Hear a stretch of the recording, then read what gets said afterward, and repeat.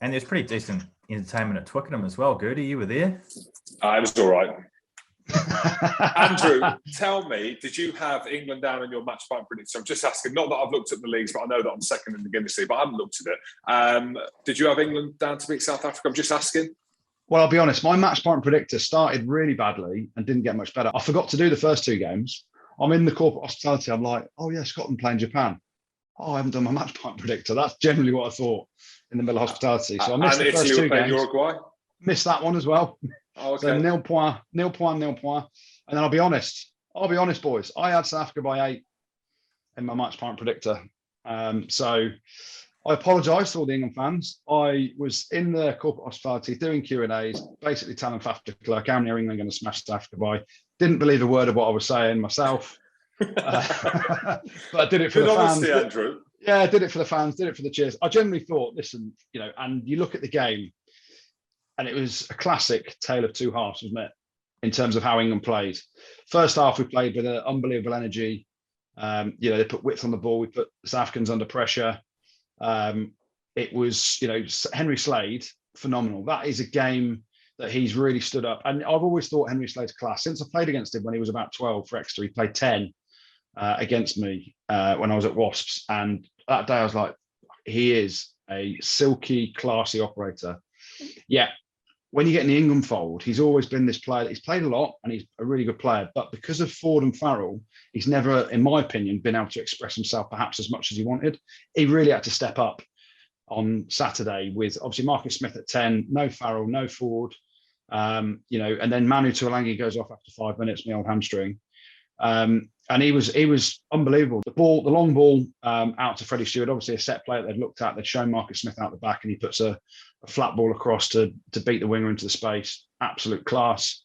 Damien Diolande in the second half, when Henry Slade pumps and puts Marchant through, he's had an absolute stinker defensively. But Slade picks the right option. He was absolutely class, I thought. What do you guys make of Marcus Smith's performance over the weekend without Farrell there? I thought he played well. Obviously, penalty to win it was straight in front of the sticks. You'd expect him to get that, but still big spuds to do it. It's one of those things, and I've said it all along. Our best 10, 12, 13 for me is Smith, Slade, and Tuolangi. Obviously, Tuolangi goes off. Marchant, I thought, was outstanding. Picked on the wing, moved to inside centre.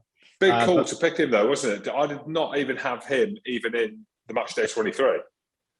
Yeah, I'd have picked Malins on the wing because of his high ball ability. But yeah, Marchant, and Eddie Jones said it pre-match, didn't he? He talked about the fact that Marchant is unbelievable in the air, and they knew the aerial threat was coming. And lo and behold, obviously Manu goes off early. Malins comes on, does exceptionally well. But Marcus Smith, he's the here and now and the future. He's a guy that needs to be just given the keys, given the freedom to run it as he wants to.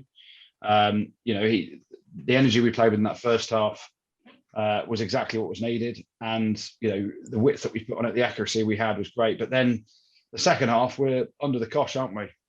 And it took massive nuts from the whole team to go through phase after phase after phase, going behind to then play in a way where we put the South Africans under pressure, and we didn't have the ball in the second half most of it, did we?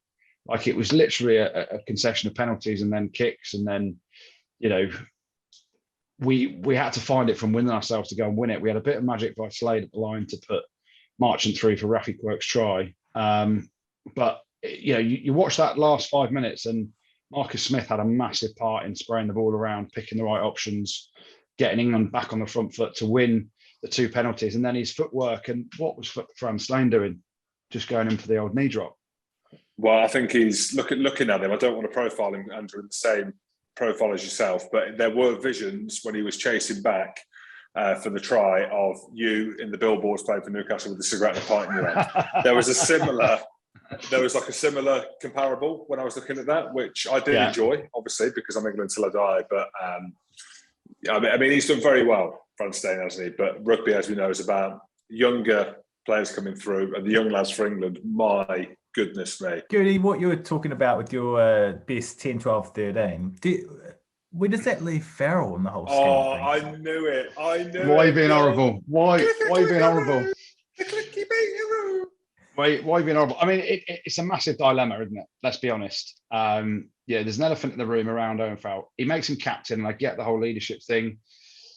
Does his form dictate he's in the team at 10? He's been playing quite well at 10, but Eddie Jones just said Marcus Smith is very important to this team now. So you start Marcus Smith at 10, you then say, can Farrell play 12? Well, Henry Slade and Manu Tuolangi, they stepped up in the centres over, at times, and I think that's our best centre combo.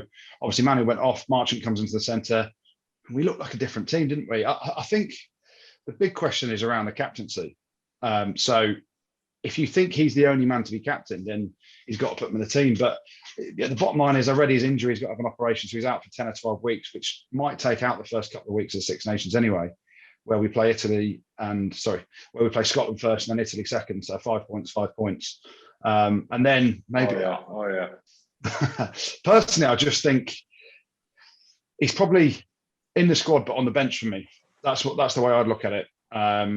You want excitement, you want players on form, you want players jumping at the bit. Well, he's someone that's always got a place in the team because of his leadership credentials. And you're actually hearing little whispers come out, and I don't know whether they're messages that just we read into. You hear Joe Marler say that Courtney Lawes is the people's captain. What does that mean? You ask the question. I'll ask him on Twitter. Oh, no, I won't. He's blocked me. And you hear stories about, the team spirit's great. Does that mean the team spirit wasn't great before? And Farrell's only been there for 1 out of 3 weeks. I'm not saying anything. I'm just saying that you've got to earn your right to play. And right now, the first couple of games in the Six Nations, I don't think it'll be pushed to be fit for anyway. So you've continuity.